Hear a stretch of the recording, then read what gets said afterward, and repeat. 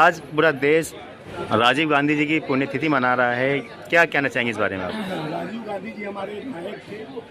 देश को जिस तरह से बहुत कम दिन सबसे युवा प्रधानमंत्री के रूप में जाने जाते थे, 40 साल की उम्र में उन्हें प्रधानमंत्री बना इंदिरा जी की शहादत के बाद। एक शहीदों का परिवार है, गांधी जी, इंदिरा जी और राजीव जी का शहादत इस तरह का बलिदानी जिस तरह से देकर जिन्होंने संचार क्रांति का नींव रखा, जिन्होंने देश की लोकतंत्र के मंदिर में युवाओं को 18 साल के युवाओं को अधिकार दिया वोट देने का, जिन्होंने पंचायत राज को मजबूत किया, इस तरह का जो व्यवस्था था उसको जिस तरह से एक क्रांति लाने का काम किया। तो इस राजीव जी का आज 82वां जन्म उत्सव है, उसको हम लोग बहुत हृदय से मनाते हैं।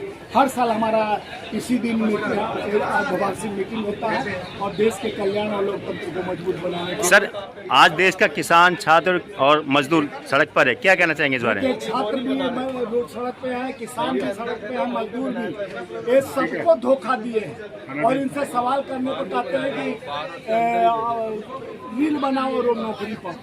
अब घर बेचकर किसान और अपना जमीन बेचकर बच्चे को पढ़ाता है, उसको कानून लाभ दिया जाता है, उसको शोषण किया जाता है। इस तरह का देश में लोकतांत्रिक व्यवस्था को कमजोर किया गया। अब भारत क्या भविष्य जो युवा हैं उनके साथ धोखा हो रहा है।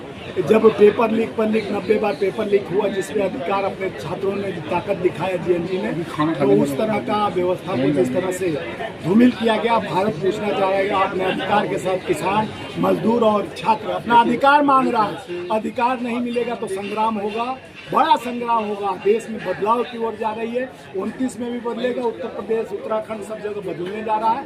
आप भी देखिए, आपका भी अधिकार छीना जा रहा है, गरीबों का अधिकार, मजदूरों का, किसानों का छीना जा रहा है। ठीक है।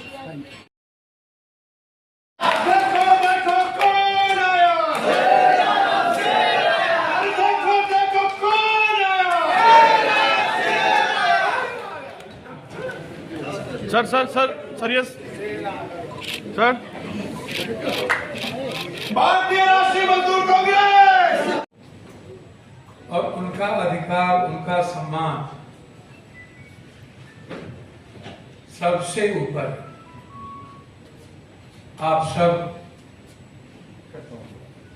यहाँ उस विचार, उस चिंतन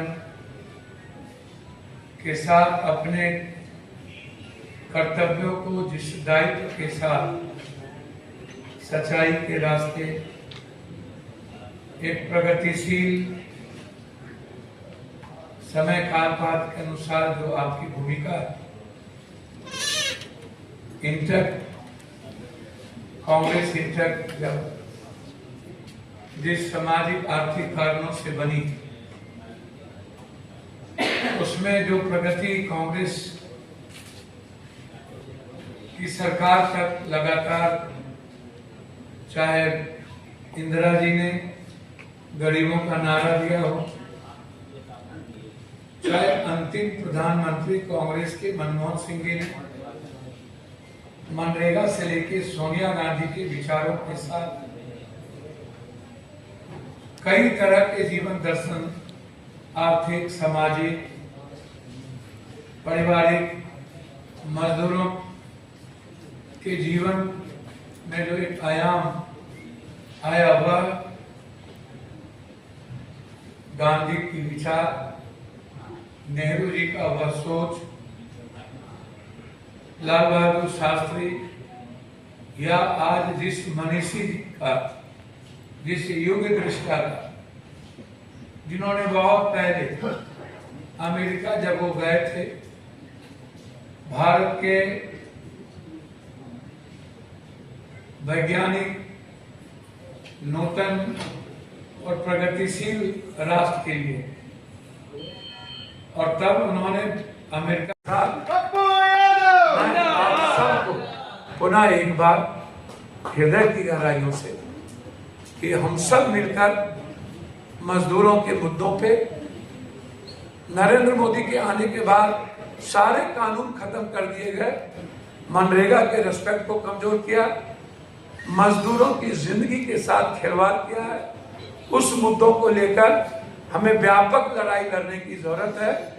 सदन में मैं, सड़क पर आप सब लोग लड़िए और मिल करके हम लोग आगे बढ़े। बहुत बहुत धन्यवाद। मैं आप सबको प्रणाम। सांसद जी ने पूरे देश में उस व्यवस्था के प्रति लड़ाई लड़ी और आर्थिक रूप से, मानसिक रूप से लोगों के बीच पहुंचकर जो उन्होंने संबोधन किया, मैं समझता हूं कि हमारे ऐसे सांसदों की गरिमा चाहिए। और मैं एक बात कहूंगा एकता के विषय पर कि यदि भी होगा तब भी होगा और कुरान, यदि भी होगा तब भी होगा और कुरान, पकड़ डोर संविधान की, होगा राष्ट्रीय गान, राष्ट्र प्रेम का ध्वज लहरेगा, राष्ट्र प्रेम का ध्वज लहरेगा, तिरंगा जिसकी है पहचान, और मानव ही को ईश्वर समझो पहला क्रम प्रदान। बहुत बहुत धन्यवाद।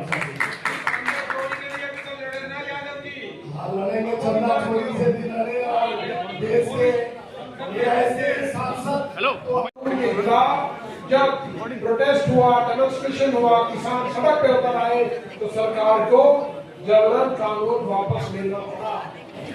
इसी तरह अगर अनऑर्गेनाइज सेक्टर और ऑर्गेनाइज सेक्टर में जो लेबर्स हैं, वर्कर्स हैं, वो भी अपने जेन्युइन राइट्स के लिए, अपने न्याय के लिए, अपने हक के लिए अगर आवाज उठाते हैं, जो जेन्युइन राइट्स है उनके लिए उठाएंगे, मुझे पूरा विश्वास है कि चारों लेबर कोड भी सरकार को वापस लेना पड़ेगा। उसके लिए आप लोग प्रतिज्ञा करिए, जब यहाँ से निकले तो आप प्रतिज्ञा करके निकले, प्लेस करके निकले कि हम जो काम करें उस पर हम ईमानदारी, मेहनत और मशक्कत के साथ हम लड़ेंगे, ताकि हमारे जो जेन्युइन राइट्स है वो हमें मिले। ज्यादा मैं इसमें बोलना नहीं चाह रहा हूँ, और बहुत से हमारे स्पीकर्स हैं जो बहुत हमारे पप्पू भाई को सुनने के लिए बैठे हुए हैं।